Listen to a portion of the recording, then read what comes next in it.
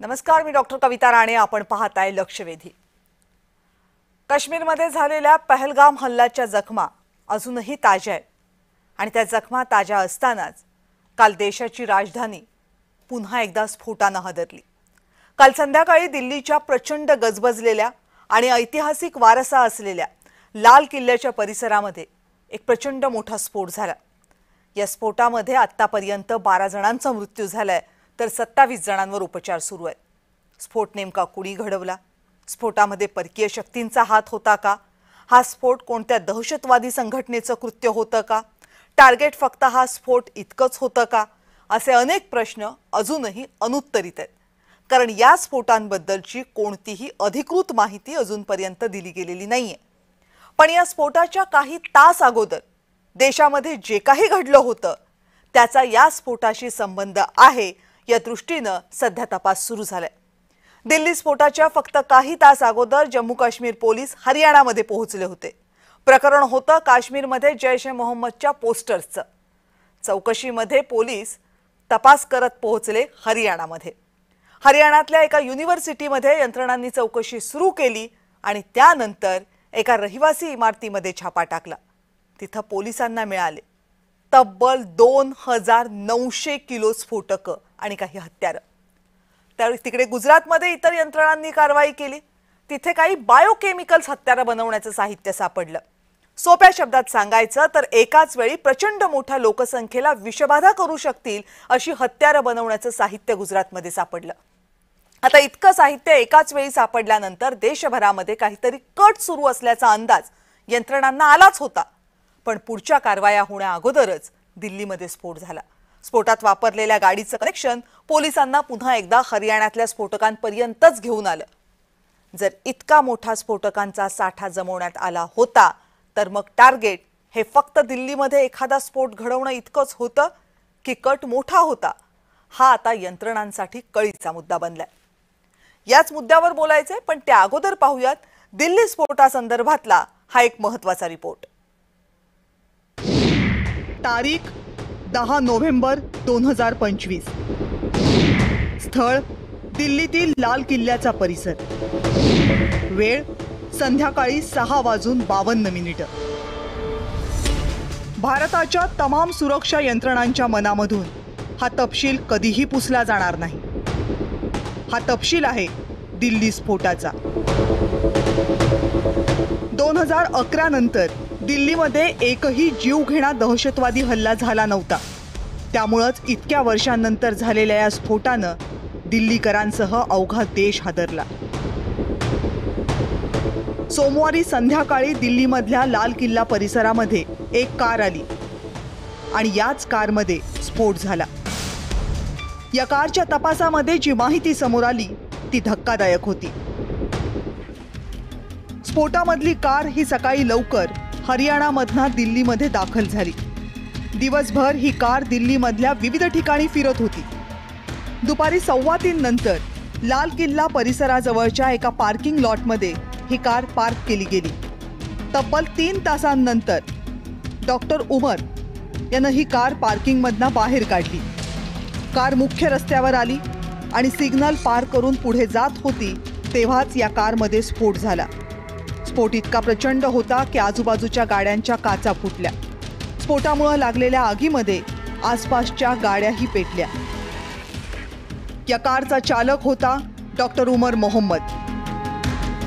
मूळचा काश्मीरचा असलेला डॉक्टर उमर हा हरियाणाच्या फरीदाबादमधल्या अल फला विद्यापीठामध्ये कार्यरत होता आणि तिथे त्याचा सहकारी होता मुजम्मिल शकील.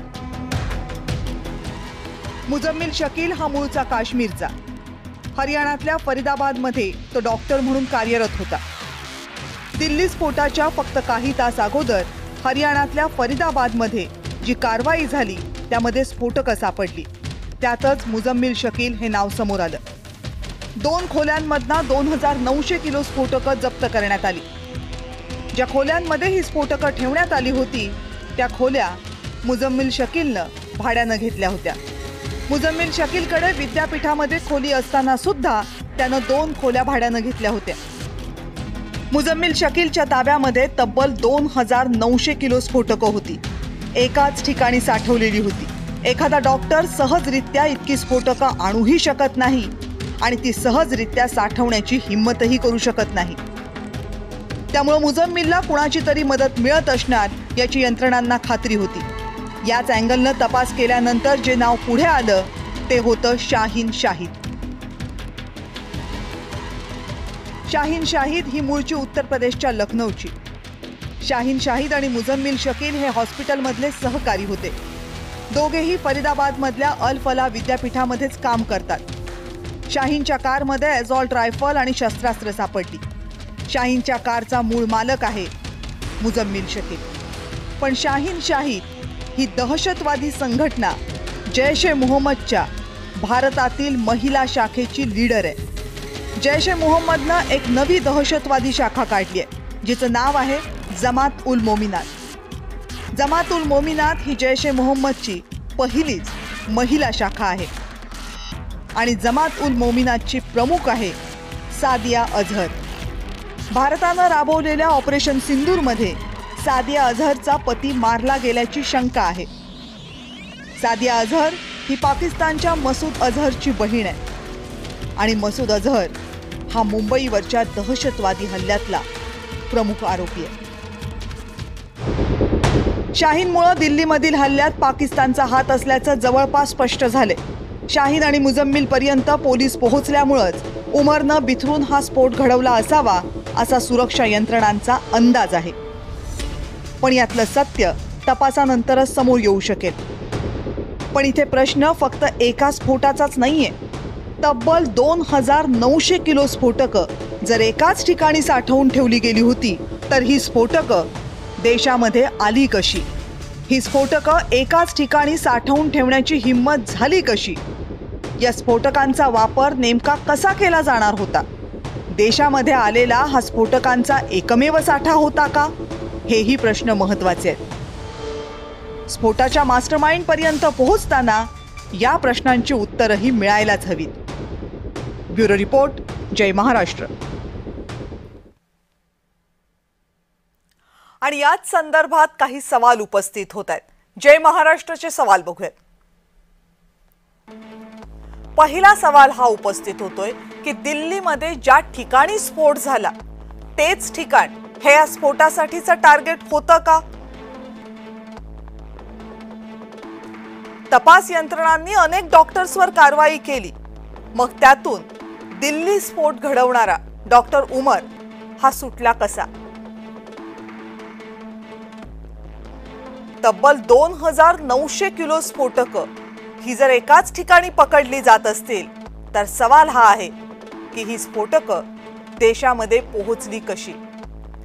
सगळी स्फोटकं एकाच ठिकाणी का साठवली गेली असावीत?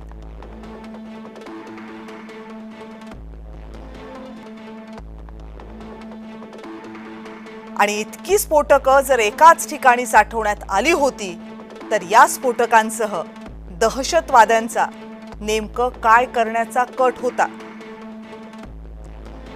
आणि इतकं सगळं झाल्यानंतर, स्फोट झाल्यानंतर 24 तास उलटून गेल्यानंतर सुद्धा या स्फोटाबाबत अधिकृत माहिती का दिली जात नाहीये?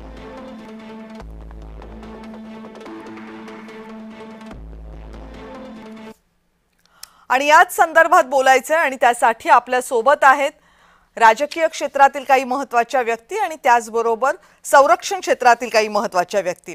भाजपचे प्रवक्ते गणेश खणकर आपल्या सोबत या चर्चेमध्ये सहभागी होत आहेत. गणेशजी, स्वागत आहे आपलं. काँग्रेसचे प्रवक्ते हनुमंत पवार आपल्या सोबत चर्चेमध्ये आहेत. हनुमंतजी, नमस्कार. नमस्कार. निवृत्त कर्नल मोहन काकतीकर आपल्या सोबत या चर्चेमध्ये आहेत. सहाय्यक पोलीस आयुक्त, निवृत्त सहाय्यक पोलीस आयुक्त भानुप्रताप बर्गे आपल्या सोबत आहेत आणि आंतरराष्ट्रीय घडामोडींचे अभ्यासक चंद्रशेखर नेने सुद्धा आपल्या सोबत आहेत. नमस्कार.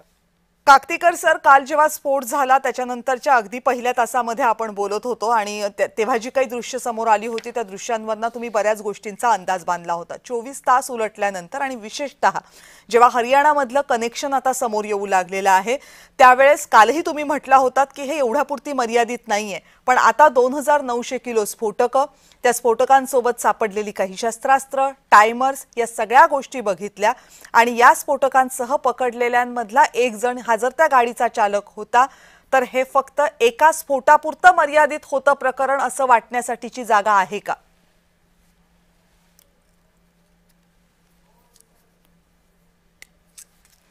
काकतीकर सर, हा प्रश्न तुमच्यासाठी आहे. माझा आवाज आपल्यापर्यंत पोहोचतोय?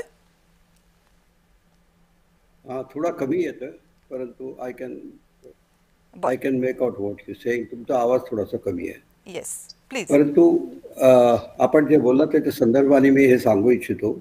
सर्वप्रथम म्हणजे हा जो स्फोट झाला हा आपल्याला असं म्हणावं लागेल की एक फार मोठी दुर्घटना टळली आहे. जरी या स्फोटामध्ये 13 माणसं गेली असली तरी हे जवळजवळ 3000 किलो एक्सप्लोजिव्स जे रिकवर झालेले आहे ते एक फार मोठं सक्सेस आहे आपल्याला म्हणायला लागेल. कारण जर हे रिकवर झालं नसतं आणि हे ठराविक जागी पोहोचलं असतं तर देशामध्ये फार मोठा हाहाकार झाला असता. तर त्या मानाने हे एकच हा जो स्फोट झालेला आहे ते एक मोठं आपल्याला असं म्हणायला एक मोठं संकट देशावरचं टळलेलं आहे. आणि याबरोबर हेही क्लिअर झालेलं आहे की आपल्याकडे या रॅडिकल विचाराच्या माणसांनी आपल्याकडे व्हाईट कॉलर लोकांनाही त्यांनी इन्फ्लुअन्स फार चांगल्या पद्धतीने करायला सुरुवात केली आणि त्याच्यावरती आपल्यावरती अंकुश आणणं अतिशय जरुरी आहे. कारण जर हे केलं नाही तर याचा जर प्रसार झाला तर आपल्याला हे कंट्रोल करणं फार अवघड होईल. म्हणजे याचं मूळ इथं आहे की जी लोक होतात त्यांच्याबद्दल आपण माहिती काढली पाहिजे आणि त्यांनाच आपण सुरुवातीला धरलं पाहिजे, तरच कुठे हे जे एक्स्ट्रीमिस्ट विचारधारा जी आहे ती आपल्याला थांबवता येईल. नाहीतर काय होईल की आपण ज्या एक्स्ट्रीमिस्टच्या मागे जाऊ हे निश्चित आपल्याला टेम्पररी सक्सेस देईल, परंतु आपल्याला लॉंग टर्मसाठी ही विचारधारा कशी थांबवता येईल याचा विचार करायला लागेल. आणि त्याच्यासाठी हे जे एक्स्ट्रीमिस्ट एलिमेंट्स जे आहेत त्यांच्यावरती आपल्याला अतिशय जरुरी आहे. हा खूप महत्त्वाचा मुद्दा आहे सर, आणि त्यातले दोन मुद्दे मला खूप महत्त्वाचे वाटले. एक तर व्हाईट कॉलर, म्हणजे एरवी कोणी डॉक्टरांवर सहसा असा संशयही घेणार नाहीत की त्या अशा देशविघातक कृत्यांमध्ये असू शकतात. आणि दुसरं की ह्या विचारधारा आहेत, म्हणजे हे फक्त एखाद्या कृत्यापुरतं किंवा एखाद्या स्फोटापुरतंच मर्यादित नाहीये. पण जर विचारधाराच अशी पक्की असेल की हल्ले करायचेच आहेत, माणसं मारायचीच आहेत, तर त्या विचारधारा जोपर्यंत थांबवल्या जात नाहीत तोपर्यंत हे सगळं थांबवणं कठीण आहे. पण आता ज्या अपडेट्स समोर येत आहेत किंवा जे फॅक्ट समोर येत आहेत ते खूप घाबरवणार आहेत. बर्गे सर, तुम्हीही इतके वर्ष अनेक ठिकाणी कारवाया केल्या असतील, पण 2900 किलो देशाच्या इतिहासामध्ये इतकी मोठ्या संख्येनं किंवा इतक्या मोठ्या प्रमाणामध्ये स्फोटकं एकाच ठिकाणी सापडण्याच्या घटना मला वाटते फार विरळ असाव्यात. कविताजी, आपण म्हणता ते बरोबर आहे, परंतु मी थोडं आपल्याला एक अर्धा मिनिट घेतो आणि सांगतो की 1993च्या ब्लास्ट पासून गेटवे ऑफ इंडियाचा ब्लास्ट असेल, ट्रेन मुंबईमधले ब्लास्ट असतील किंवा पुण्यामधला जर्मन बेकरी ब्लास्ट असेल किंवा फरसाना पोलीस स्टेशन मधला ब्लास्ट असेल, त्याच्यामध्ये सुदैवाने मला ह्या एटीएस मध्ये काम करत असताना ह्या गोष्टींचा प्रूफ प्राकर्षाने जाणवला की हे कशा पद्धतीने हे टेररिस्ट लोकांचं ऑपरेशन्स होत असतात किंवा कशा पद्धतीने मोडस ऑपरेंडी त्या ठिकाणी राबवले जाते. या ठिकाणी मी आपल्या आणि दर्शकांच्या व्ह्यूअरसाठी आपणच रिपीट केलेले 1-2 पॉईंट परत घेतो की ऑक्टोबर 2025 मध्ये श्रीनगरमध्ये पोस्टर लावलेले आपल्याला अचानक बघायला मिळतात सकाळच्या वेळेस. हे पोस्टर जे असतात ते पोस्टर कुणाचे असतात तर जैश-ए मोहम्मदचे, JEMचे ते पोस्टर्स असतात आणि स्थानिक लोक सुद्धा त्या ठिकाणी घाबरले जातात की एवढे सगळे पोस्टर्स रात्रीत लागले कसे. आता हे पोस्टर्स कुणी लागले ह्याचा तपास करत असताना 27 ऑक्टोबर 2025 ह्या दिवशी अनंतनाग मध्ये राहणारा एक डॉक्टर आदिल नावाचा डॉक्टर असतो तो पण आदिल, हो. हा डॉक्टर आदिल जो आहे, हा आदिल डॉक्टर जो त्याला त्या ठिकाणी सारंगपूरमध्ये पकडला जातो. हो. आता ह्या आदिल डॉक्टरला पकडल्यानंतर हा आदिल डॉक्टर सीसीटीव्ही मध्ये दिसलेला असतो पोस्टर लावताना, आणि हा मोहिद्दीन जो आहे, जो मुजम्मिल जो आहे, तो मुजम्मिल सुद्धा दिसलेला असतो. आता ह्या आनंद मधला हा डॉक्टर ज्याला सारंगपूरमध्ये पकडलेला आहे, त्याच्याकडे त्याच्या रूम त्या लॉकरमध्ये AK-47 सारखे AK-47 आणि इतर आर्म्स अँड अम्युनिशन मिळतात. आता ही घटना झाली श्रीनगर मधले 27 ऑक्टोबर 2025. हम्म. त्यानंतर आपण जो उल्लेख केलेला आहे ती घटना आहे 8 नोव्हेंबर 2025 ची. ही कुठली गुजरात मधली घटना आहे. हम्म. गुजरात मधल्या घटनेमध्ये आपल्याला काय बघायला मिळतं की हैदराबाद मध्ये राहणारा डॉक्टर अहमद मोहिद्दीन, हा डॉक्टर युपीच्या टेलर बरोबर त्या ठिकाणी असतो. युपीचा टेलर कोण, तर सुलेमान. हा सुलेमान 20 वर्षाचा आहे. अहमद मोहिद्दीन जो हैदराबादचा डॉक्टर आहे तो 35 वर्षाचा आहे. आणि एक त्यांच्या वर्गाचा स्टुडंट जो असतो तो मोहम्मद सोहेल म्हणून असतो. तो चायनाचा MBBS ची डिग्री त्यांनी मला वाटतं त्या ठिकाणी घेतलेली होती. असे 3 वेगवेगळ्या भागातील व्यक्ती त्या ठिकाणी सापडतात आणि त्यांच्याकडे आपण जे उल्लेख केला ते टॉक्सिन रेझिन, जे पॉयझन बनवण्यासाठी त्या ठिकाणी वापरलं जाणारं मटेरियल त्याच्याकडे मिळतं. ड्रोनद्वारे त्याला काही आर्म्स अँड अम्युनिशन मिळाले असतात. त्या आर्म्स अँड अम्युनिशन त्या ठिकाणी जवळजवळ 2-3 पिस्तूल मिळतात, त्या ठिकाणी राऊंड्स काहीतरी मिळतात. आता ह्या दोन्ही घटनांचं कंपॅरिझन ज्यावेळेस या डॉक्टर अहमद मोहिद्दीनकडे चौकशी केली जाते, त्या ATS गुजरात चौकशी करत असते ती, त्यावेळेस त्याचा हँडलर जो समजतो तो हँडलर अफगाणिस्तान मधला अबू खादिजा म्हणून नाव समोर येतं. विचार करा की एक टेलर आहे वेगळ्या ठिकाणचा, जम्मू काश्मीर मधले वेगळी डॉक्टरांचे लोक आहेत, आणि ह्यांचं हँडलर जे असतात हे हँडलर परदेशामध्ये बहुतेक करून जास्तीत जास्त हँडलर पाकिस्तानमध्ये असतात. एक मोठी जसं आता कर्नल साहेबांनी सांगितलं की एक मोठी दुर्घटना टाळण्याचं कसं दुर्घटना ही टाळली गेलेली आहे की कदाचित गुजरातचा आणि हा जो काश्मीरमध्ये आता जे सगळे पकडले गेलेले आहेत किंवा जो दिल्लीचा ब्लास्ट झालेला आहे त्याच्याशी कनेक्टेड असणारे डॉक्टर, इन्क्लुडिंग डॉक्टर शाहीन, जी महिला विंगची आपण सांगितलं की प्रमुख आहे त्या ठिकाणी म्हणून, आझरची बहीण जी प्रमुख आहे त्या आझरच्या बहिणीबरोबर ती काम करते.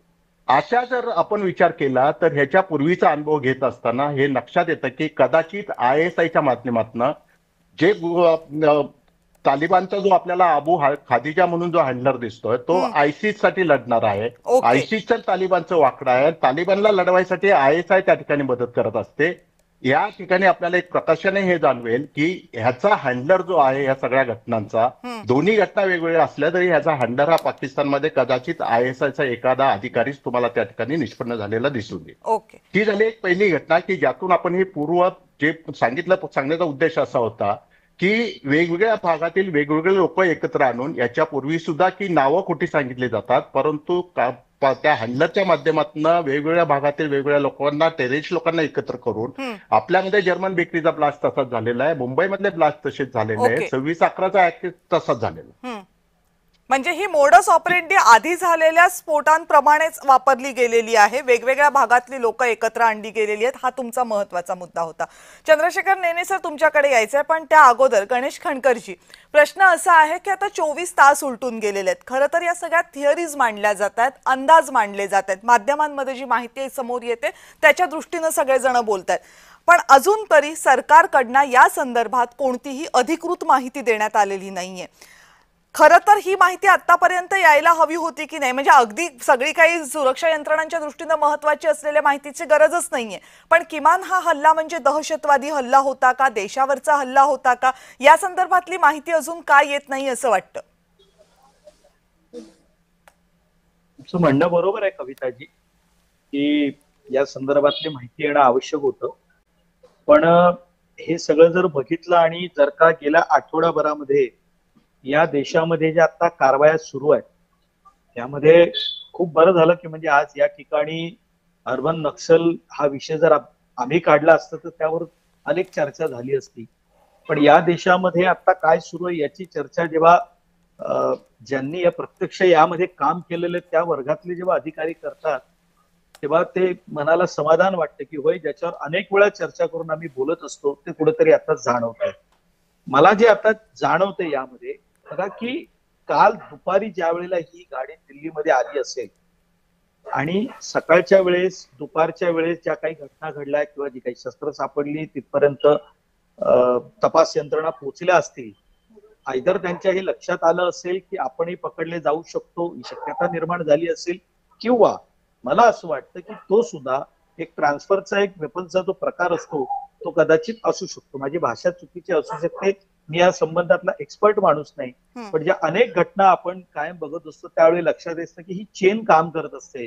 आणि जेव्हाही त्यांच्या लक्षात आलं असेल की तपास यंत्रणा आता आपल्यापर्यंत कधीही पोहोचू शकतील, त्यावेळेला एक मोठा म्हणजे आता हा प्रश्न तर म्हणजे खूप गंभीर आहे की 2900 किलो अमोनियम नायट्रेट एका ठिकाणी सापडत असेल तर हा त्याहीपेक्षा, फक्त मला ह्यामध्ये जी थोडीफार नेहमी या घटनांमध्ये एक गोष्ट कॉमन असते की ज्या वेळेला हे असं काही ज्या वेळेला होतं त्यावेळेला लगतच्या काही दिवसांमध्ये देशामध्ये एखादा राजकीय घटनेचा संदर्भ असतो किंवा देशामध्ये कुणीतरी परदेशी व्यक्तीचं आगमन असेल किंवा असे काहीतरी गोष्टी, म्हणजे ह्याला आतापर्यंत ते अधिकारी बोलले नसेल, पण मुनीर यांनीच आता पाकिस्तानची सूत्र हातामध्ये घेतलेली आहेत, हे सुद्धा आपण लक्षात घेतलं पाहिजे.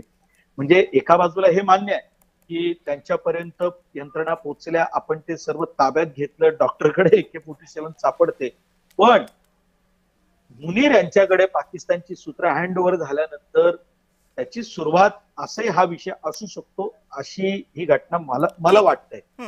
आणि काल ज्या अर्थी अमित शहानी संध्याकाळी जे स्टेटमेंट दिलं, अजूनही या देशभरामध्ये छापे पडणं सुरू असणार, कारण कालपर्यंतचा जो आकडा आहे हा जवळपास 44 ठिकाणी, म्हणजे आता गेल्या काही दिवसांमध्ये पुण्यामध्ये छापे पडले. आणि हे छापे ज्या वेळेला होत असतात त्यावेळेला त्यातली सगळीच माहिती काही बाहेर सांगितली जात नाही, जेवढं आवश्यक आहे तेवढं सांगितलं जातं. प्रसार माध्यम यातली माहिती काढून विचारतात, त्याच वेळेला हे सांगितलं जातं. अदरवाईज या छाप्यांची किंवा या तपास यंत्रणा जी काही काम करत असतात याची माहिती बाहेर दिली जात नाही. मला असं वाटतं की अजून आपण किमान 24 ते 48 तास थांबलं पाहिजे. याचं कारण असं आहे की तो जो एक विषय म्हणजे तो महत्वाचा विषय आहे की जो चायनामधनं डॉक्टर MBBS करून आला होता आणि त्याच्याकडे जे काही सापडलेलं आहे त्याचा संदर्भ जोपर्यंत लागत नाही, मला असं वाटतं तोपर्यंत यातली पूर्ण डिटेल आपल्यापर्यंत येणार नाही.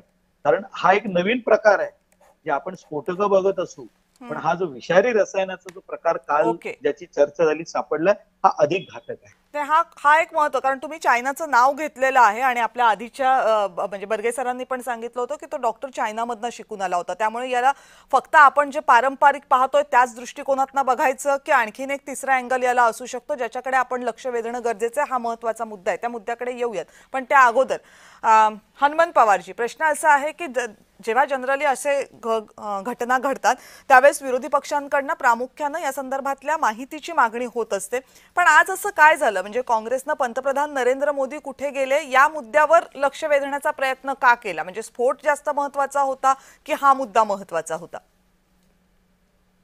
कविताजी, दिल्ली आपल्या देशाच्या राजधानीमध्ये आणि लाल किल्ला जे आपल्या देशाची शान आहे, नाक आहे, त्याच्या समोर जो भ्याड हल्ला झाला दहशतवादी, त्यामध्ये ज्या कुटुंबियांना आपले आप्तेष्ट गमवावे लागले त्यांच्याप्रती मी श्रद्धांजली व्यक्त करतो, माझा पक्ष श्रद्धांजली व्यक्त करतो. बघा, सातत्यानं या देशामध्ये RDX असेल किंवा विस्फोटक असतील हे सापडत आहेत आणि निष्पाप नागरिकांचे जीव जात आहेत. सरकार, विरोधी पक्ष आणि हे सगळं बाजूला ठेवा, एक सामान्य भारतीय नागरिक म्हणून याची वेदना आहे. पुलवामामध्ये आम्ही आमचे शहीद सगळे बांधव बघितले, जीव गमवावा लागला.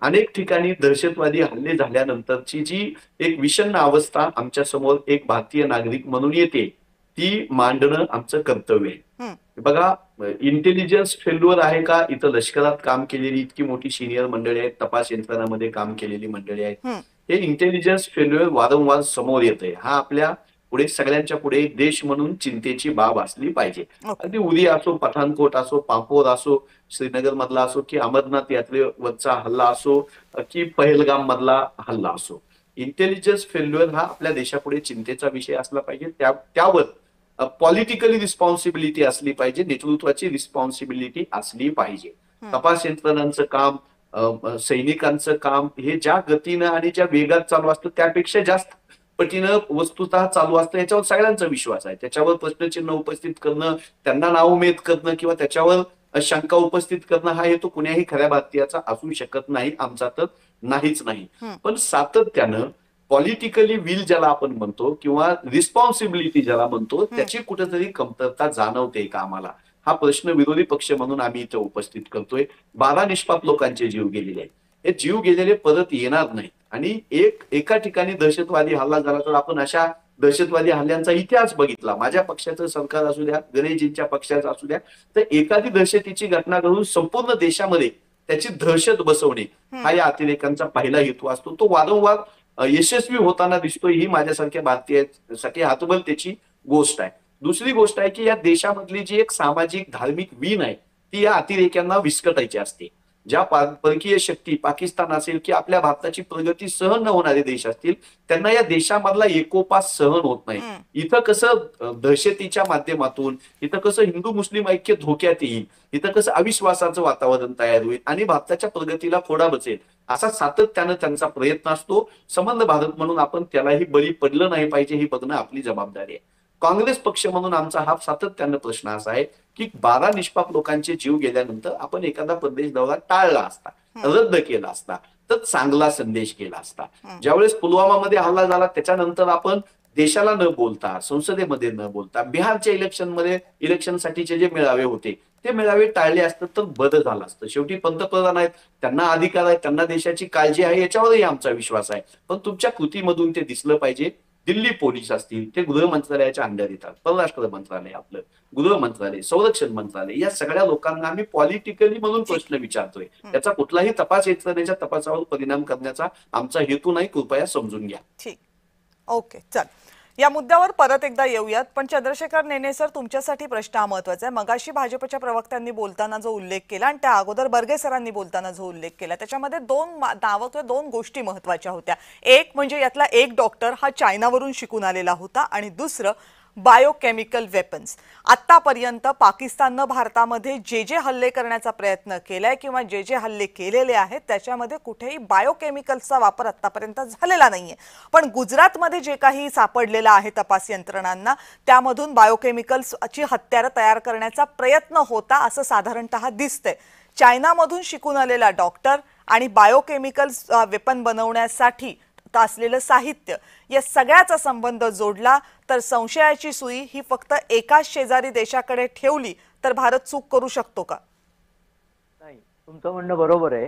हे जे पॉयझन आहे याचं नाव आहे रायसिन, RICIN, आणि असं म्हटलं जातं की याचं रॉ मटेरियल म्हणजे एरंडाचं तेल, बी, त्यापासनं ऑर्गॅनिक प्रिपरेशन्सनी हे पॉयझन तयार करता येतं. आणि हे पॉयझन ऍडमिनिस्टर कसं करायचं याबद्दल थोडेसे मतभेद आहेत की याचं इंजेक्शन करायला लागतं का पाण्यात टाकूनही याचा उपयोग होतो हे अजून एस्टॅब्लिश व्हायचं आहे. परंतु हा एक डॉक्टर जरी चीनहून शिकून आलेला असला तरी आपल्याला खरी गोष्ट जी जाणवायला पाहिजे की हे 3 डॉक्टर जे आज पकडलेत ना दिल्लीमध्ये, एक तर मेला तो ड्रायव्हिंग करत होता तो, हे तिन्ही फरीदाबादच्या अल फलाह नावाच्या एका युनिव्हर्सिटीतनं डॉक्टर झालेले आहेत. अगदी ती जी शाहीद नावाची डॉक्टर बहीण आहे ती सुद्धा त्या अल फलाह मधनं ग्रॅज्युएट झालेली आहे. ही युनिव्हर्सिटी ही 2014 साली एस्टॅब्लिश झाली आहे आणि त्या युनिव्हर्सिटीवरती कुठल्या प्रकारचा कंट्रोल आहे याच्याबद्दल खूप संशय आहेत. त्या युनिव्हर्सिटीच्या लॅबोरेटरीमध्ये RDX बनवण्याचे प्रयत्न चालले होते अशाही बातम्या आता बाहेर येत चालल्या आहेत. तेव्हा पहिली गोष्ट म्हणजे त्या युनिव्हर्सिटीला टाळं लावणं आणि त्याचा पूर्ण तपास करणं हे अतिशय आवश्यक आहे. दुसरा तुमचा मगाशी एक प्रश्न होता 2900 किलो स्फोटकं वगैरे. मला वाटतं थोडीशी गफलत अशी झाली आहे. अर्थात इथे जे सिनियर म्हणजे कर्नल आणि पोलिसातले जे वर्गीय सर आहेत ते आता खुलासा करतीलच. पण अमोनियम नायट्रेट हे केमिकल हे फर्टिलायझर मध्ये वापरलं जातं. अमोनियम नायट्रेट बाहेरनं आणावं लागत नाही, आपल्या इथे हवं तेवढं मिळतं. फक्त त्याचा साठा करण्यावरती निर्बंध आहेत. आणि अमोनियम नायट्रेटचा बॉम्ब जेव्हा केला जातो तेव्हा क्रूड पद्धतीचा तो बॉम्ब असतो. आजकाल कोणीही त्याचा बॉम्बचा म्हणून वापर करत नाही. आता हा स्फोट का झाला तर त्या अमोनियम नायट्रेटचा थोडंसं मटेरियल या माणसाच्या गाडीत होतं आणि जेव्हा 4 तासापूर्वी त्याच्या मित्रांवरती रेड पडली तेव्हा तो घाबरलेला होता. 3 तास तो गाडी लाल किल्ल्याच्या इथे पार्क करून उभा होता अशी बातमी आहे. त्या 3 तासात त्याच्या डोक्यात बहुतेक असं फिरत असेल की मी पण पकडला जाईन तर काहीतरी माझ्याकडनं घडावं आणि म्हणून त्यांनी हा स्फोट केला असावा असं बऱ्याच ठिकाणी बोललं जात आहे. की अंडर प्रेशर ही स्नॅप ही theory आणि आहे. त्यांनी हा स्फोट केला. ही थिअरी आहे. अर्थात आता त्याच्या मनात काय चाललंय तुम्हाला माहित नाही, मला माहित नाही, पण ते इथे दुसरा एक आत्ता प्रश्न आमच्या विद्वान मित्रांनी उपस्थित केला की ही इंटेलिजन्स फेल्युअर आहे. मी उलट म्हणेन हा इंटेलिजन्स सक्सेस आहे. कारण बर्गे सरांनी फार चांगलं सांगितलं होतं, हे 2900 जे पकडले गेले हा इंटेलिजन्स सक्सेस आहे. या छोट्याशा यांनी हा स्फोट झाला. हे 2900 एका ठिकाणी एकदम लावताच येणार नाहीत. त्यांची योजना अशी असणार की हे 2900 अनेक शहरांमध्ये डिस्ट्रीब्यूट करायचे. कारण ते नुसते फर्टिलायझरचं अमोनियम नायट्रेट नव्हतं, त्याच्याबरोबर डिटोनेटर्स पण होते, त्याच्याबरोबर पिस्तुली होत्या, इतर हत्यारं होती, इतर दारुगोळा होता. तर ते किट बनवण्याचा कार्यक्रम चाललेला होता. तर हा किट जर डिस्ट्रीब्यूट झाला असता तर एकाच वेळेला अनेक शहरामध्ये स्फोट होणं सुद्धा अशक्य नव्हतं. आणि हे सगळं जे चाललंय याच्यामध्ये क्लिअरली आपल्याला दिसतंय की पाकिस्तानचा याच्यात हात आहे. ओके, आता उगाच हिंदू मुस्लिम एकता गंगा जमनी म्हणायचं कारण नाही. देशविरोधी आणि देशाच्या बाजूचे असे तट पडलेले आहेत. आणि देशविरोधी जे लोक आहेत त्यांना जर पाकिस्तानची मदत घ्यावीशी वाटत असली, हा खादिजा म्हणून जो अफगाणिस्तानातला सांगतात हा बेसिकली ICI खोरासान या संस्थेचा सदस्य आहे आणि ती संस्था तालिबानच्याही विरोधात आहे.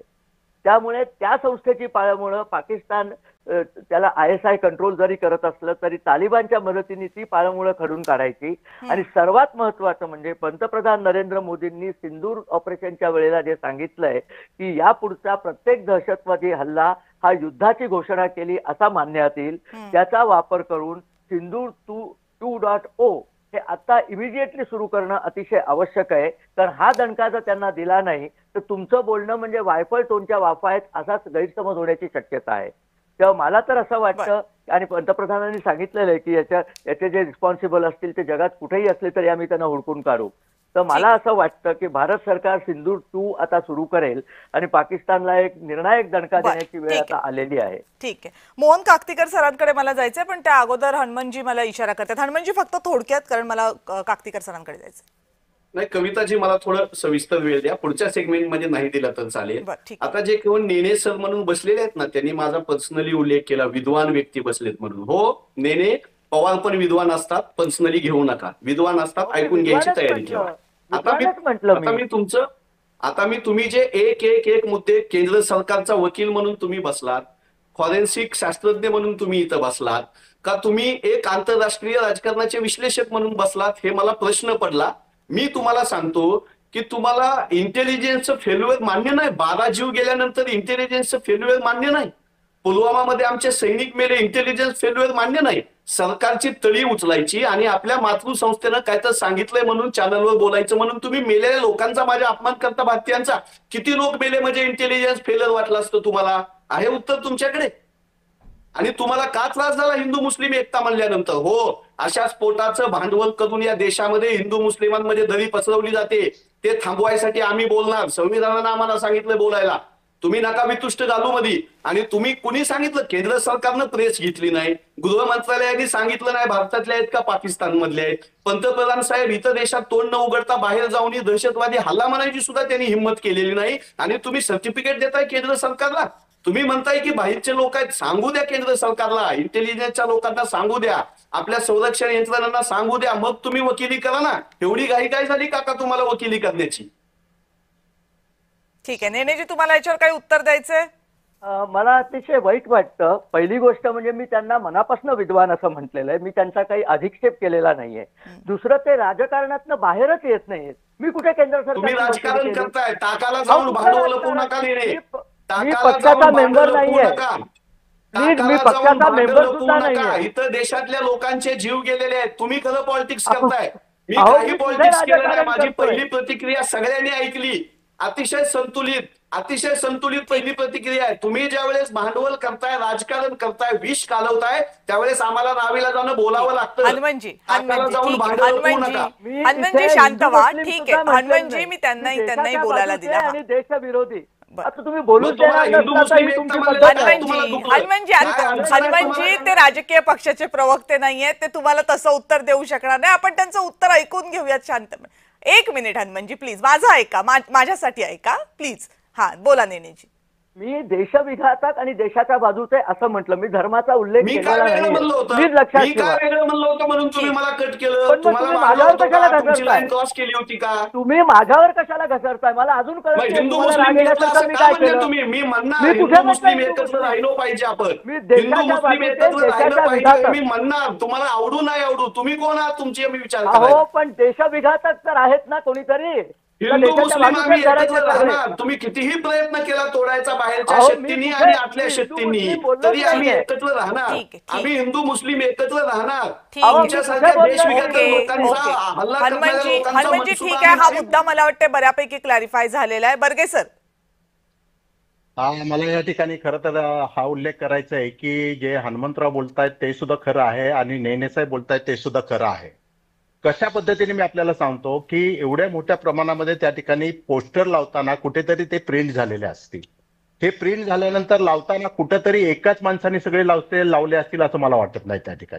त्या ठिकाणी आपली गुप्तचर यंत्रणा आहे. याच्या व्यतिरिक्त हे जे हॉस्पिटल आहे, अल फल्ला कॉलेज जे आहे, मेडिकल कॉलेज किंवा हॉस्पिटल, या ठिकाणी एवढ्या मोठ्या प्रमाणामध्ये त्या ठिकाणी आर्म्स अम्युनिशन येतं. फरीदाबादमध्ये त्या ठिकाणी लपवलं जातं, काश्मीरमध्ये ते आर्म्स अम्युनिशन लपून ठेवलं जातं. हे काय एका दिवसाचं काम नाहीये.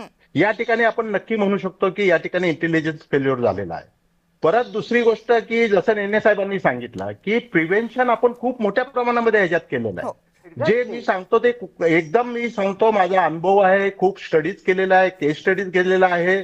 आणि ह्या केस स्टडीज मध्ये नक्की असं दिसून आलेलं आहे की जरी ह्या दोन्ही घटना वेगवेगळ्या असल्या, फक्त दोनच नसतील, अजून कुठेतरी त्यांचा स्लीपर सेल कार्यरत असतील. कदाचित कर्नल साहेबांच्या त्या ठिकाणी मला किंवा आपल्या सगळ्यांना माहिती आहे की जनरल रावत होते आपल्याकडे, बिपिन रावत सीडीएस होते. सीडीएस रावत नेहमी बनायचे 2.5 फ्रंट वॉर. हे 2.5 कुठलं फ्रंट वॉर आहे की चायनाचा आपण उल्लेख करतो. चायना एक आहे, पाकिस्तान एक आहे आणि आपल्या देशामधले हे जे आपल्याच्याच विरोधात काम करणारे देशविघातक शक्ती आहे ही 0.5 आहे. कर्नल साहेब त्या दोन जणांची लढतात. परंतु या ठिकाणी माझ्यासारखे अधिकारी असतील किंवा इंटेलिजन्स ब्युरोमध्ये काम करणारे अधिकारी असतील किंवा NIA असेल, CBI असेल, इंटरनल ज्या ठिकाणी सिक्युरिटीचा विषय तो हा 0.5 त्या ठिकाणी रावत साहेबांनी उल्लेख केलेला खूप महत्वाचा आहे. आणि ह्या 0.5च्या बद्दल आपण म्हणतच नाही, आम्ही तर कधीच म्हणत नाही हिंदू मुस्लिम ख्रिश्चन इसाई काही म्हणत नाही. आम्ही म्हणतो की आम्ही सर्व भारतीय आहोत. आणि प्रत्येकाने जर हा आपल्याला भारतीय म्हणून हा जर विचार आपल्या मनामध्ये रुजवला तर मला वाटत नाही. हनुमंतराव खरोखर मला तुमचे पॉइंट्स खूप नेहमी ऐकत असतो मी तुमचे पॉइंट्स, आणि खूप आपण चांगलं बोलत असता हे सुद्धा मी मान्य करतो या ठिकाणी. ठीक आहे. चला, मला वाटतं एक मध्ये भूमिका गरजेची होती, ती माझ्याऐवजी बर्गे सरांनीच निभावलेली आहे. गणेशजी.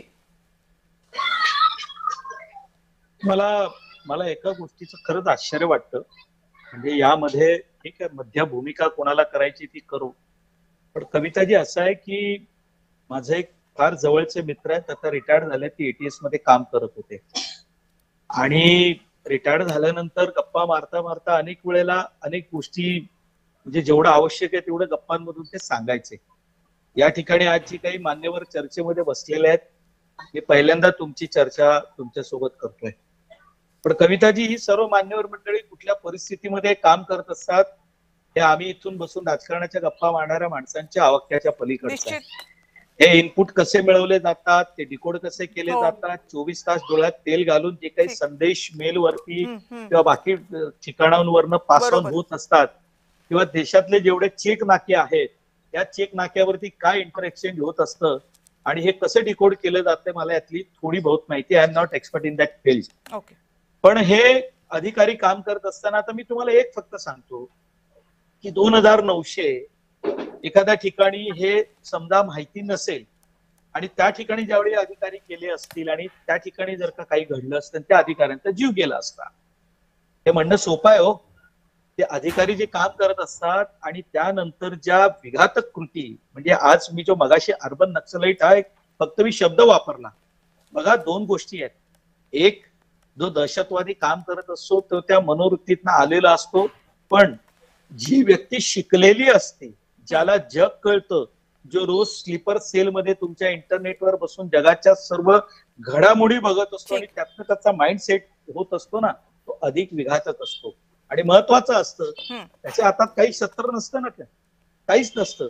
त्यामुळे आता जो काही उल्लेख होतोय ते हनुमंतराव पवार त्यांची भूमिका मांडतील, त्यांना काय वाटतं ते वाटू दे. आता त्यांनी माझ्यावर टीका केली तरी हरकत नाही, पण या देशामध्ये ज्या वेळेला अशा काही घटना होत असतात त्यावेळेला टार्गेट हे फक्त काही ठराविकच कम्युनिटी का होत असते, बाकीचे का होत नाहीत? मग असं आहे. आता आज तो काही चर्चेचा विषय नाहीये, त्याच्या गप्पा आपण नंतर मारू. मला वाटतं आता ही वेळ नाहीये की आपण याच्यावर बोलावं किंवा हे, कारण आणि या पॅनलमध्ये असलेले सगळे लोक त्यावर उत्तर देण्यासाठी नाहीयेत ते, कारण संरक्षण क्षेत्रामधल्या आंतरराष्ट्रीय विषयांमधले अभ्यासक आहेत, त्यामुळे आपण तिकडे नको जाऊयात. मोहन काकतीकर सर, मला असं वाटतंय की या मुद्द्यावर बोलण्यापेक्षा मला जी या सगळ्यामधली एक मोठी गोष्ट वाटते तपास यंत्रणांमधनं जे काही माहिती समोर येते ती, त्यातलं ते नाव आहे डॉक्टर शाहीन. म्हणजे एक तर त्या महिला आहेत हा फक्त बाब नाहीये, त्या डॉक्टर आहेत ही फक्त बाब नाहीये. जैश ए मोहम्मदनं एक महिला विंग काढावी, त्याची एक महिला लीडर भारतामध्ये असावी आणि ती या सगळ्याशी संबंधित असावी. हे सगळं आव्हान एकतर मोठं होत चाललेलं आहे आणि जैशनं ही इतकं मोठं पाऊल उचलल्यानंतर भारतीय तपास यंत्रणांसाठी आणि सुरक्षा यंत्रणांसाठी आता हे जे सगळं सांभाळणं आहे, इंटेलिजन्स मिळवणं असेल, या कारवाया थांबवणं असेल, ही स्फोटकं जप्त करणं असेल, याच्यामध्ये आता आणखीन मोठा अडसर उभा राहिलेला आहे का, जर इतके सुशिक्षित लोक, महिला याच्यामध्ये सहभागी होत असतील तर? नाही, मला आपल्याला हे सांगायचं की सगळ्यात प्रथम आपण म्हणतो इंटेलिजन्स फेल्युअर, पण हे निश्चितच आपल्याला लक्षात घेतलं पाहिजे की एक हा आपला महाप्रचंड देश आहे आणि असं एका लोकशाहीमध्ये असं शक्य नाही किंवा जिथे डिक्टेटरशिप असते तिथे तुम्ही फार कंट्रोल पॉप्युलेशनवरती ठेवू शकता, रिप्रेसिव्ह मेजर्स घेऊ शकता. एका लोकशाहीमध्ये अशी मेजर्स आपण घेऊ शकत नाही, त्याच्यामुळे ही लिमिटेशन्स आपल्याकडे निश्चित आहेत. ओके. दुसरी गोष्ट, आपण अशा परिस्थितीत हे म्हणणं एक दुसऱ्याला ब्लेम करण्यापेक्षा आपण सगळ्यांनी we have to close our ranks आणि आपण एकत्र आलं पाहिजे. याच्यामध्ये आपण दोन गोष्टी मी बाहेर आणू इच्छितो. याच्यामध्ये बेसिकली पाकिस्तानचा उद्देश काय आहे की सध्या पाकिस्तानची इकॉनॉमिक कंडिशन अतिशय खराब आहे, त्यांची लॉ अँड ऑर्डर सिच्युएशन अतिशय खराब आहे, असंतोष आहे, अफगाणिस्तान बरोबर कॉन्फ्लिक्ट सुरू आहे. अशा परिस्थितीत जे पाकिस्तानमध्ये सरकार आहे, जे बेसिकली पाकिस्तानी आर्मी चालवते, त्यांचा उद्देश हाच आहे की लोकांचं लक्ष यावरून आपल्या इंटरनल सिच्युएशनकडून कुठेतरी बाहेर ते केंद्रित व्हावं आणि काहीतरी मोठा धमाका त्यांनी करावा. कदाचित हा त्यांचा प्रयत्न निश्चित या डायरेक्शननी असेल. अर्थात तो त्यांचा प्रयत्न असं आपल्याला आता म्हणावं लागेल जरूर की हा आपण ते थांबवण्यात आपल्याला बऱ्यापैकी यश आलेलं आहे. आणि ही गोष्ट आपण निश्चित लक्षात घेतली पाहिजे की we have to close the ranks and fight. मी असं आधी सांगितलं की आपण टेररिझम ची जी आपली फाईट आहे ही आपण सगळ्या फ्रंटवर फाईट केली पाहिजे. आपल्याला आपली जी कम्युनिटी आहे, आपल्यामध्ये जे डिव्हिजिव्ह एलिमेंट्स आहेत त्यांना आपण रोखलं पाहिजे आणि जे एक्स्ट्रीमिस्ट किंवा रॅडिकल लोक आहेत त्यांच्यावरती जास्त लक्ष ठेवून की आणखीन यंगर जनरेशन या रॅडिकलिझमकडे जाणार नाही याकडेही आपल्याला लक्ष ठेवायला लागेल. Long term measure. Okay sir, तुमचा आवाज माझ्यापर्यंत हा बोला मध्येच कनेक्शन. असं म्हणणं फार इझी आहे की हे एक फेल्युअर आहे, पण याच्याशी मी ॲग्री करत नाही, कारण आपल्याला ज्या लिमिटेशन्स आहेत आपल्या देशामध्ये त्या लक्षात घेता आणि एक लोकशाही राष्ट्रामध्ये आपण फंक्शन करत असताना आपल्याला जरूर हे बघावं लागेल की आपण रिप्रेसिव्ह मेजर घेऊ शकत नाहीये. आणि असं असताना आपण एक मोठा जो इन्सिडेंट झाला असता तो अवॉइड करण्यात आपल्या एजन्सीजना जे यश आलंय त्याच्याकडे आपण बघितलं पाहिजे. आणि एक असंही आपल्या डिस्कशनमध्ये झालं की कदाचित हा जो डॉक्टर उमर जो होता त्यांनी डेस्परेशनमध्ये हा स्फोट केला, हे थोडंसं अतिशयोक्ती वाटते. कारण उमर जर त्याला काही डेस्परेशनमध्ये करायचं असतं तर तो कदाचित ल्युटेन झोन्स पासून पुष्कळ जवळ होता आणि तो कुठेतरी दिल्लीच्या हार्टमध्ये येऊन त्यांनी हा स्फोट केला असता. पण मला हे वाटतं की इधर हा स्फोट झालेला आहे तो एक तर, कारण दिल्लीच्या या एरियामध्ये जर आपण पाहिलं असेल ओल्ड दिल्लीमध्ये ट्रॅफिक फार जवळ असतो, धक्के लागतात, एक गाड्या दुसऱ्या गाड्यांना लागतात. कदाचित शक्य आहे की एक मायनर ऍक्सिडेंट असेल आणि त्याच्यामधून हा स्फोट झाला असेल, किंवा हीट बिल्डअप होऊन त्या गाडीमध्ये कदाचित हे एक्सप्लोजन झालं असण्याची शक्यता आहे. कारण इथे स्फोट करून त्याला जो इफेक्ट मिळणार होता त्याच्या 100 पट जास्त इफेक्ट त्याला ल्युटेन दिल्लीमध्ये हे काम करून मिळालं असतं. तर हे माझं एक ऑब्झर्वेशन याच्यावरती जरूर आहे. ओके. आणि अर्थात या सगळ्याची उत्तरं आपल्याला तपासानंतरच कळणार आहेत. अधिकृत माहिती जोपर्यंत येत नाही तोपर्यंत मिळणार नाही. बर्गे सर, पण जो प्रश्न मी काकतीकर सरांना विचारला होता तोच मला तुम्हालाही विचारायचा आहे. महिलांचा यामध्ये असलेला सहभाग आणि सगळ्यात महत्त्वाचं सुशिक्षित डॉक्टर असलेल्या महिलांचा सहभाग हे काय सांगतं? जयेशनं महिलांची एक शाखा उघडणं, त्यातल्या त्या शाखेची एक महिला भारतामध्ये काम करत असणं आणि ती या सगळ्याशी संबंधित असणं, याचे काय अर्थ आहे? कविताजी, ही काही पहिली घटना नाही. आपण पुण्याचं जर उदाहरण घेतलं तर कदाचित आपल्याला आठवत असेल 2015ची गोष्ट आहे. एक 16 वर्षाची मुलगी जी 10वीची परीक्षा पास झालेली होती आणि ती मुलगी ISIS ची डॉक्युमेंटरी बघत असताना त्याकडे आकृष्ट होते. त्या समुदायामधूनच असते. जी मुलगी जीन्स पॅन्ट टी शर्ट घालत असते ती नंतर सिरिया टाईप बुरखा घालायला लागते आणि त्या लोकांच्या रॅडिकलायझेशन झाल्यानंतर म्हणजे ऑनलाईन तिचं रॅडिकलायझेशन 6 महिने 8 महिन्यात केलं जातं आणि ती त्यांच्यासोबत ती सुसाईड बॉम्बर्स म्हणून बनायला तयार होते. विचार करा, सेंट्रल एजन्सीजकडनं ही बातमी आपल्याला ATS ला मिळते आणि आम्ही ATS च्या अधिकारी नंतर त्या मुलीचा ट्रेस करतो आणि ट्रेस केल्यानंतर तिला डिरॅडिकलायझेशन करायसाठी, का तर ती 16 वर्षाची असते, गुन्हा घडल्याचा कुठला घडलेला नसतो, पण ती फक्त तयार झालेली असते सुसाईड बॉम्बर बनायसाठी आणि त्या मुलीला त्यातून बाहेर काढण्याचा 2 वर्ष प्रयत्न केला जातो. आश्चर्याची गोष्ट, तुम्ही आता जे डॉक्टर शाहीनचा ठिकाणी आता उल्लेख करतोय आपण किंवा महिला विंगचा उल्लेख करतोय, ती मुलगी नंतरच्या काळामध्ये राजस्थानला जाते, UP ला जाते, त्या टेररिस्ट लोकांच्या कॉन्टॅक्टमध्ये ISIS मॉडेलच्या कॉन्टॅक्टमध्ये येते, जम्मू काश्मीरला जाते. आणि इथं लक्षात घेण्यासारखा महत्वाचा मुद्दा असा आहे की जी जम्मू काश्मीरमध्ये जाऊन तिला कोणीतरी त्या ठिकाणी मेडिकलच्या कॉलेजमध्ये प्रवेश द्यायला तयार होतं. ती डॉक्टर बनणार होती. विचार करा की डॉक्टर टेररिस्ट होत नाहीयेत. जर अभ्यास केला, ह्या ज्या मुलीचा अभ्यास केला, ती मुलगी आता अरेस्टेड आहे, मेजर झालेली आहे आणि जवळजवळ 5 ते 6 टेररिस्टच्या प्लॅनिंगच्या केसेसमध्ये ते अरेस्टेड आहे. ही मुलगी डॉक्टर होऊन आज जसा डॉक्टर आपल्याला मुजम्मिल दिसतोय, डॉक्टर आदिल दिसतोय, डॉक्टर इरफान म्हणून आहेत, 5 डॉक्टर आपल्याला या कालच्या केसमध्ये दिसत आहेत.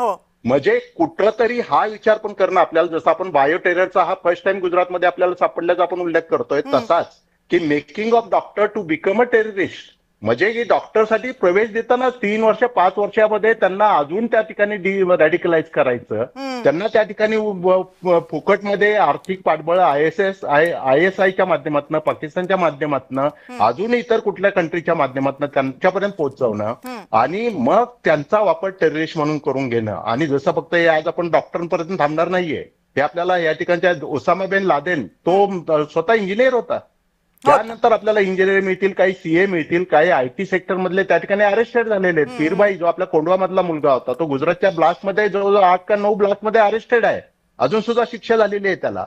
विचार करा, जो आता हंगेरीकर म्हणून आपल्याकडे पकडलेला सोलापूरचा जो ISIS मॉडेलमध्ये NIA ने आता पकडलेला आहे, त्याला 25 लाखाचं पॅकेज होतं वर्षाचं.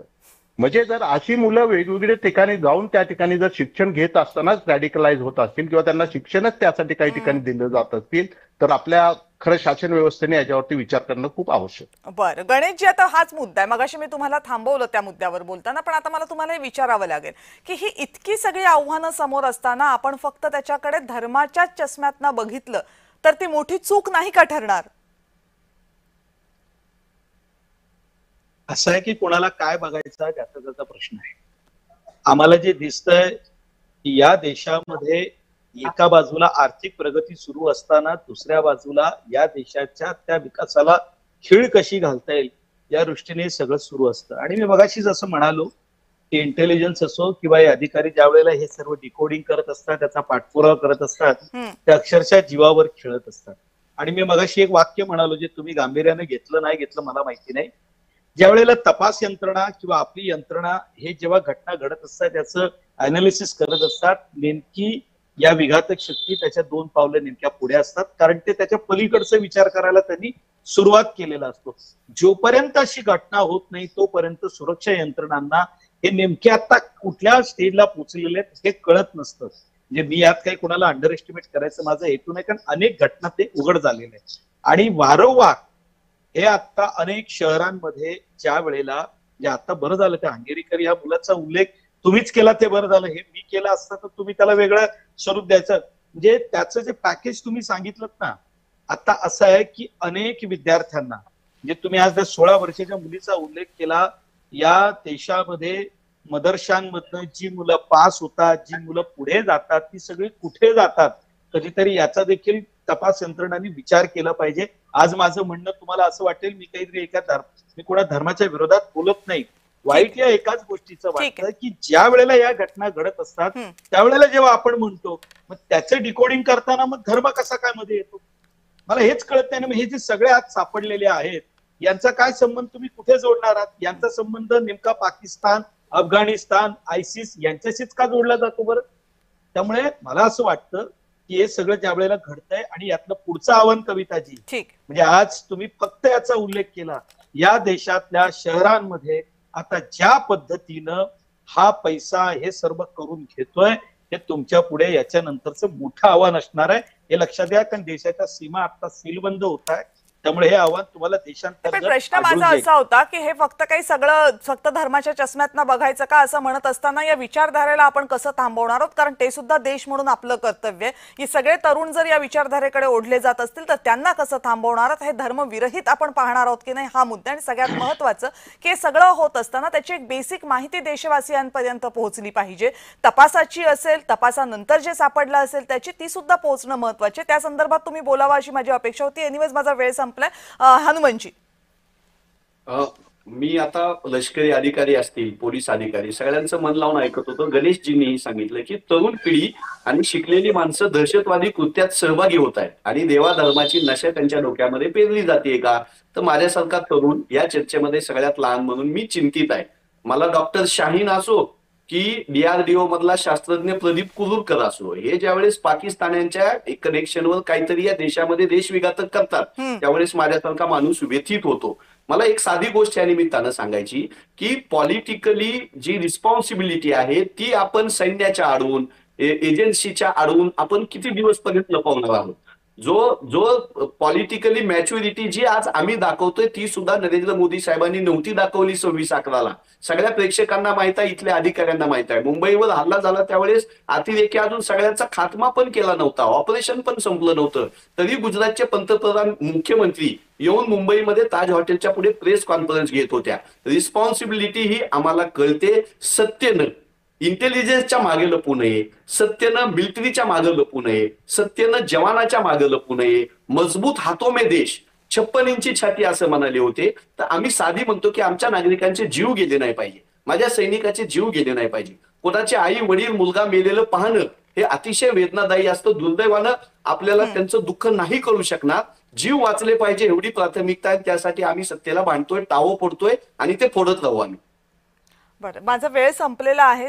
पण शेवटचा मुद्दा हा खूप महत्त्वाचा आहे की काल जेव्हा हा स्फोट झाला आणि त्याची बातमी आम्ही सगळेजण करत होतो त्यावेळेस त्या प्रत्यक्षदर्शींचं जे म्हणणं होतं ते ऐकल्यानंतर अक्षरशः अंगावर काटा उभा राहिला. म्हणजे एक साधा विचार मनात आला की रस्त्यावरून चालते मी फोन घेऊन आणि अचानकपणे माझ्या शरीराचे तुकडे तुकडे आजूबाजूला विसरलेत, ह्या कल्पनेने सुद्धा अंगावर काटा येतो. ते कुणाच्याही नशिबात येऊ नये, ते कुणाच्याही वाट्याला येऊ नये अशी एक देशवासी म्हणून प्रत्येकाची, एक माणूस म्हणून प्रत्येकाची इच्छा असते आणि त्यासाठीच्या आपल्या व्यवस्था बळकट व्हायला हव्यात ही प्रत्येकाची अपेक्षा असेल तर चूक नाही. पण जेव्हा या घटना घडतात तेव्हा या अपेक्षा करत असताना या घटनांच्या मागे नेमकं कोण होतं, त्यांनी ते का केलं याची उत्तरही मिळायला हवी असतात. मग पुलवामा मधली स्फोटकं कुठून आली, पहलगाम मधले हल्लेखोर कोण होते, ते आपल्या बंदुकीच्या गोळीसमोर आहेत की नाहीत, या सगळ्याची उत्तरं मिळणं गरजेचं आहे. म्हणून 2900 किलो अमोनियम नायट्रेट आलं असेल तर ते कुठून आलं, इतक्या मोठ्या प्रमाणावर ते साठवण्याची तयारी, हिंमत दाखवली कशी गेली. आणि जर तरुण डॉक्टर कुठल्याही धर्माचे का असेनात जर इतक्या रॅडिकल विचारधारेकडे ओढले जात असतील तर ही सगळी आव्हानं आपल्यासाठी मोठी आहेत. त्या तरुणांचा धर्म या दृष्टिकोनातनं जर आपण पाहिलं तर कदाचित आत्तापुरतं या प्रश्नामधून सुटका करून घेता येईल. पण जर आपण धर्माच्या पलीकडे जाऊन पाहिलं तर ते तरुण जे काही करतात त्याचं नुकसान ह्या देशातल्या सर्वसामान्य नागरिकाला भोगावं लागतंय. त्यामुळे जर यातनं सुटका करून घ्यायची असेल, याच्यावर मार्ग शोधायचे असतील तर जितका आपल्या इंटेलिजन्स आणि आपल्या सगळ्या व्यवस्था मजबूत कराव्या लागतील तितकंच या प्रश्नाकडे अभ्यासपूर्ण आणि सामाजिक दृष्टिकोनातून बघावं लागेल, तरच कदाचित उत्तर सापडतील. कारण आज शाहीन आतमध्ये गेल्यानंतर उद्या दुसरी कोणीतरी तयार होईल, पण आपण फक्त एकामागोमाग एक त्यांना पकडत राहणार आहोत की एक शाहीन बनल्यानंतर दुसरी शाहीन बनण्यापासून रोखणार आहोत. यातला कुठला मार्ग आपण निवडतोय त्यावर आपल्या देशाचं आणि आपल्या पुढच्या पिढीचं भवितव्य अवलंबून असेल. आपण सगळेजण या चर्चेमध्ये सहभागी झालात आणि आपापली मतं स्पष्टपणे मांडलीत. अभ्यासपूर्ण मतं होती आपल्या सगळ्यांची, त्याबद्दल आपल्या सगळ्यांचे मनापासून आभार. आणि या विशेष चर्चेमध्ये आता वेळ झाली इथेच थांबण्याची. पाहत रहा जय महाराष्ट्र.